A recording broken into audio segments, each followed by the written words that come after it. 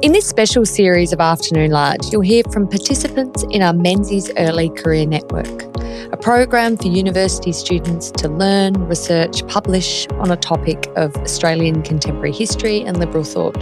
The students' essays will be published in a new book, Menzies Rediscovered, a new generation's inspiration for political philosophy, domestic challenges and foreign affairs, in March 2026. Today I'm joined by Aryan Ilkhani, who participated in the Menzies Early Career Network in 2025 and wrote an essay on two conceptions of the rule of law. Aryan has been a law commerce student at the University of Sydney, and it is great to have you here on Afternoon Light. Thanks so much, Georgina. It's great to join you. Aryan, why did you put your name forward to participate in the Menzies Early Career Network? Well, I think the early career program was such a great chance to do serious research.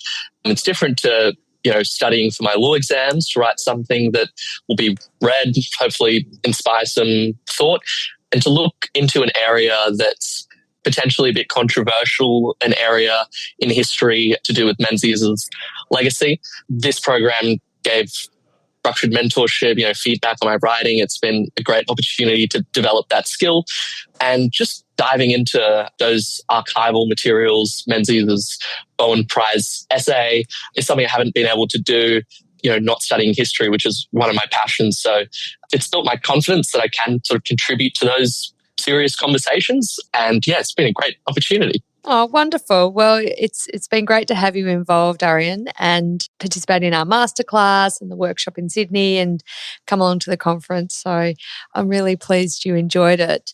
And I think a lot of participants in the Menzies Early Career Network love reading Menzies' Bowen Prize essay because it's Menzies as a university student. And so there's this was when he was like me, and this is what he was doing, and this is what he went on to become, and these are the ideas he grappled with. So it gives, I think, a closeness that you might not otherwise get just reading about Menzies, the Prime Minister in a double-breasted suit, through the Cold War, which seems a bit distant. Yeah. So what attracted you to this topic on Menzies' approach to the rule of law? Yeah, so I think in sort of Australian politics, we talk a lot about Menzies as a politician, as a party builder, but less so about Menzies the lawyer. And I think that his legal education and upbringing really shaped a lot of his decisions and provides a really interesting insight into what was going on in his mind, with the things that defined his legacy. So I wanted to look into that sort of more legal aspect, and specifically this idea of the rule of law. It's often treated as a bit of a slogan. In academia, it's a very vague concept with many competing definitions. And it's used as a phrase in politics and by Menzies. And I was sort of interested in actually understanding what he meant when he talked about the rule of law, so that we can have a better understanding of how he actually approached that in his decision-making as a statesman. And I was really drawn to this sort of contradiction that's usually pointed out with Menzies, that on one hand, he's seen as a defender of constitutionalism and legal principle and upholding the rule of law. And on the other, the case of the attempted Communist Party ban, which on the face of it seems to be an executive overreach, as some people claim it to be. But what I did was I sort of looked at Menzies' Bowen Prize essay and tried to figure out how he defined the rule of law. And actually I found that there's a more favourable view of his decision when we don't look at it anachronistically, but we actually look at the circumstances surrounding what happened, that it was actually in alignment basically with his conception of the rule of law. Yeah, and this is, of course, a classic example of the tension between liberty and security that democracies face, and the rule of law is a fundamental building block, foundation of a democracy. It has to be respected and preserved. But you identify in your essay, Aryan, that the rule of law has existed, I mean, way before Magna Carta, which for people in Australia, Westminster system of government that has inherited so much from Britain, we look to Magna Carta as one of the first moments of rule of law, but also a sort of democratic emergence. But you've looked to Persian history, which is really interesting, and I guess it links some of your personal connection too. Yes, absolutely. The hinge point I use is the Magna Carta to sort of differentiate between what I call the political philosophical approach to the rule of law as opposed to more of like a forensic approach. So I started off in the essay, going back to ancient times with, as you mentioned, ancient Persia, which is a big interest of mine given my Persian background. And, Cyrus the Great, his Cyrus Cylinder was the first sort of written proclamation of human rights. And what it did was it established, in a less legalistic forensic sense, more of a philosophical general sense, checks on executive power. And he was one of the first rulers in ancient times that willingly put limits on his own executive power, guaranteed freedom of association and religion and that sort of thing. Then I looked at Plato, Aristotle, and that long tradition that says rulers should be under the law and not above it.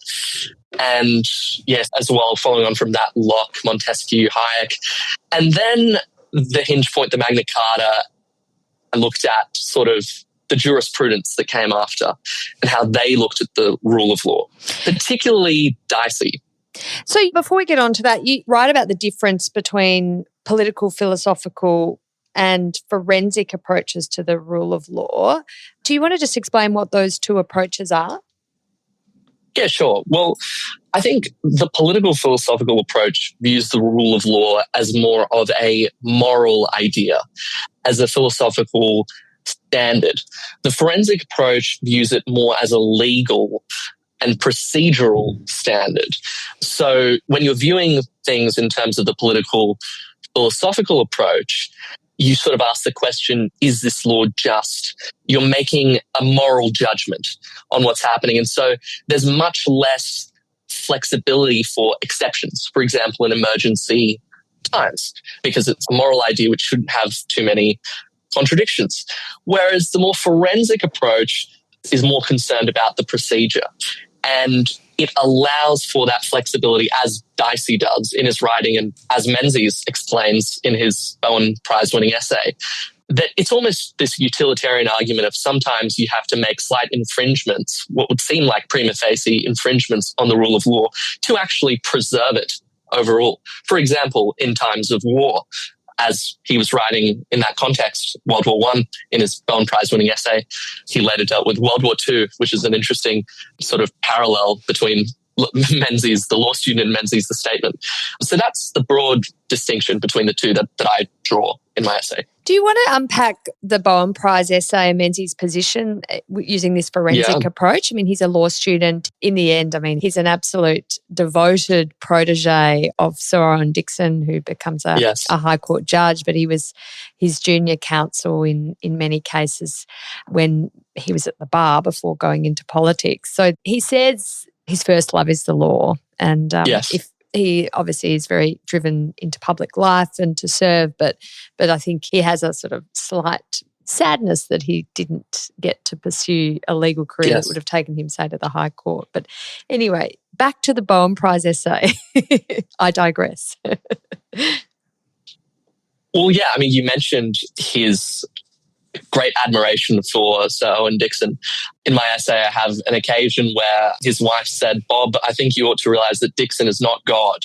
To which he replied, "You're quite right, my dear, but only just." So that just shows the amount of admiration he had. And I'm sure that if he stayed in the law, he would have been incredibly successful. So in the Bowen Prize essay, Menzies sort of endorses Dicey's definition of the rule of law, which is a big clue as to how he views this idea of the rule of law in more of a sort of forensic sense, as I argue. In that essay, he analyses how Britain and Australia handled emergency powers during the First World War, relating to things like conscription and that sort of thing.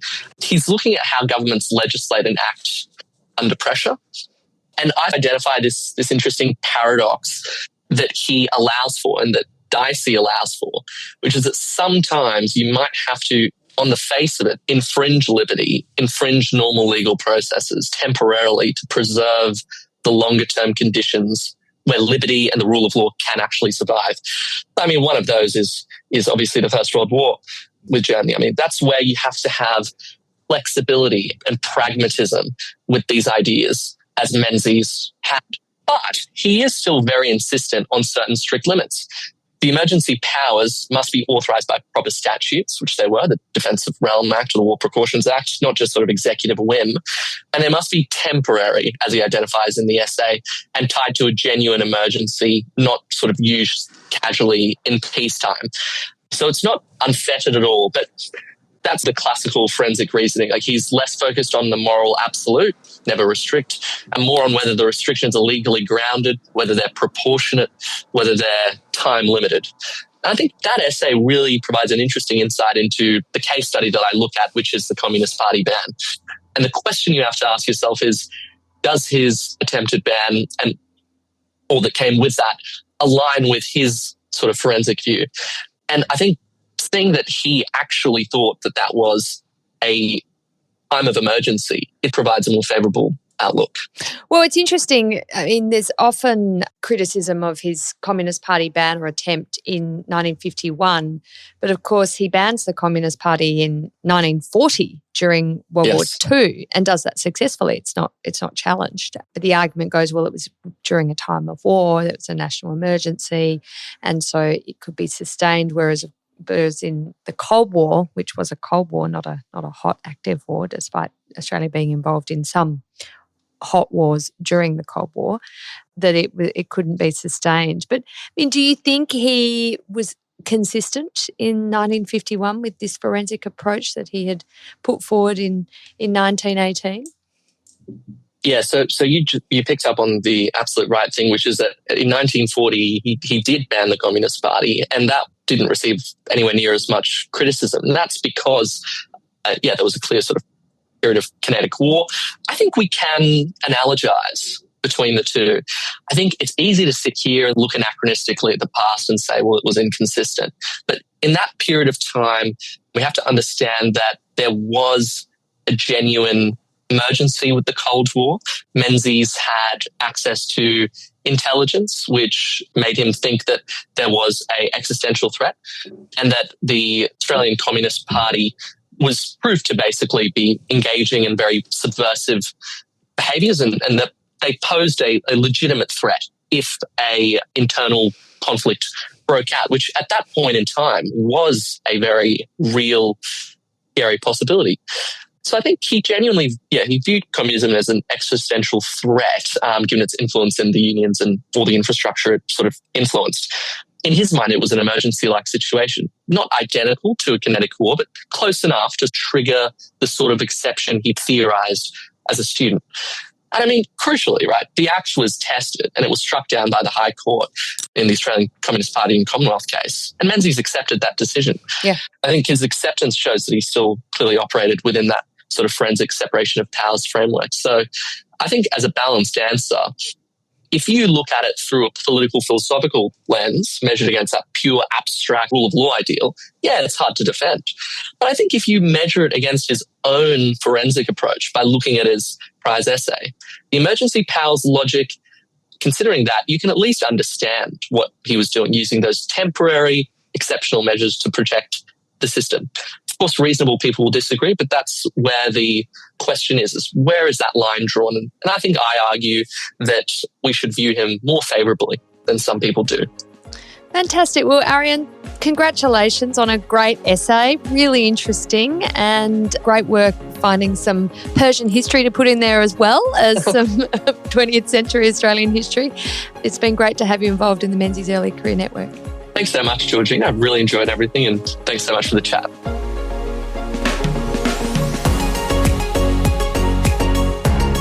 That's it for this week's episode of Afternoon Light, the podcast of the Robert Menzies Institute. Please make sure to subscribe and catch up on our latest online content on our website or on Twitter, LinkedIn or Facebook.